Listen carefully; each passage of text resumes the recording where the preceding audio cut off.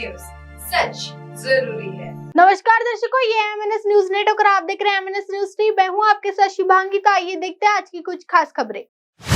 गृह मंत्री अमित शाह ने दिया हर संभव मदद का आश्वासन। कई राज्यों में बारिश और बाढ़ से बिगड़े हालात। राजधानी दिल्ली समेत देश के उत्तरी और उत्तर पश्चिमी राज्यों में पिछले 2 दिनों से भारी बारिश हो रही है। इसकी वजह से तमाम नदियों का जलस्तर बढ़ गया है और बाढ़, भूस्खलन आदि की वजह से तबाही मचनी शुरू हो गई है। परेशानी की बात तो यह है कि मौसम विभाग ने अगले 48 घंटों तक तमाम राज्यों में भारी बारिश की चेतावनी दी है, यानी स्थिति और खराब हो सकती है। इसे लेकर केंद्र सरकार भी सतर्क हो गई है। केंद्रीय गृह मंत्री ने पंजाब और हिमाचल प्रदेश के मुख्यमंत्रियों से टेलीफोन पर बात की और हालात का जायजा लिया। उन्होंने आपदा की स्थिति में हर संभव मदद का भी आश्वासन दिया है। इससे पहले उन्होंने दिल्ली के एलजी से भी बात कर बारिश की स्थिति की जानकारी ली थी। क्या कहता है मौसम विभाग? देश के मैदानी इलाके से लेकर पहाड़ों तक झमाझम बारिश हो रही है। मौसम विज्ञान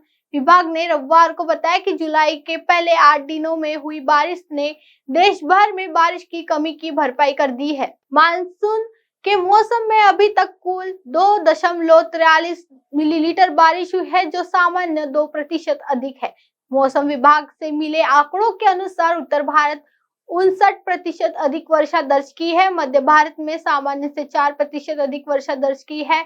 वहीं पूर्वी और पूर्वोत्तर क्षेत्र में 17% कम बरसात हुई है। दक्षिण भारत में वर्षा की कमी 45% से घटकर 23% हो गई है। लगातार हो रही बारिश की वजह से देश के अलग अलग हिस्सों में अब तक करीब 20 लोगों को जान जा चुकी है। दूसरी ओर मौसम विभाग ने अगले कुछ दिनों में और बारिश की संभावना व्यक्त की है। हिमाचल प्रदेश, पंजाब, दिल्ली और उत्तराखंड में अगले 24 घंटों में भारी बारिश की आशंका है। आइए बढ़ते हैं अगली खबर की ओर।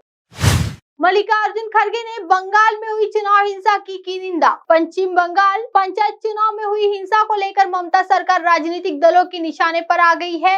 अब सरकार के राष्ट्रीय अध्यक्ष मल्लिकार्जुन खड़गे ने चुनावी हिंसा की निंदा की है। उन्होंने रविवार को कहा कि इस तरह की हिंसा की मैं निंदा करता हूं, क्योंकि चुनाव निष्पक्ष तरीके से होना चाहिए, नहीं तो लोकतंत्र जैसा कुछ नहीं होगा। इससे पहले पश्चिम बंगाल कांग्रेस के अध्यक्ष और लोकसभा सांसद अधीर रंजन चौधरी ने हिंसा को लेकर बीजेपी और टीएमसी पर मिली भगत करने का आरोप लगाया था। उन्होंने कहा था कि केंद्रीय गृह मंत्रालय ने पंचायत चुनाव के दौरान केंद्रीय बलों को राज्य में आने में देरी करने का निर्देश दिया था, ताकि टीएमसी को मतों की लूट करने में मदद मिल सके। आइए बढ़ते अगली खबर की ओर।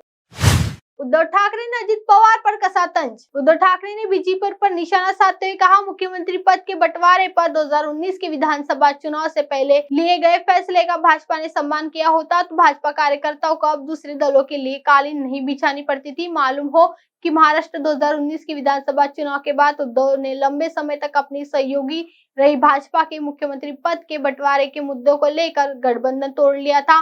मालूम हो कि बीजेपी के संगठन गठबंधन टूटने के बाद उद्धव ठाकरे ने एनसीपी और कांग्रेस के साथ मिलकर महाविकास आघाड़ी सरकार बनाई थी, लेकिन जून 22 में एकनाथ शिंदे की अगुवाई में विधायकों की बगावत के कारण एनडीए सरकार गिर गई और शिवसेना 2 धड़ों में बढ़ गई। बाद में शिंदे भाजपा के समर्थन से मुख्यमंत्री बन गए। अब आप हमारे चैनल को आपके मोबाइल पर भी देख सकते हैं। मोबाइल ऐप पर देखने के लिए प्ले स्टोर एमएनएस न्यूज आज डाउनलोड करें। इंस्टा, ट्विटर, हाइकू, फेसबुक और कई सोशल मीडिया के प्लेटफॉर्म पर हमारा चैनल उपलब्ध है।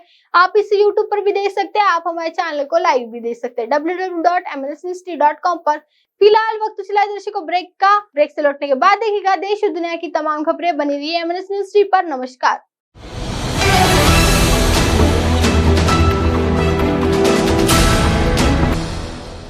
ये है एमएनएस न्यूज नेटवर्क और आप देख रहे हैं एमएनएस न्यूज।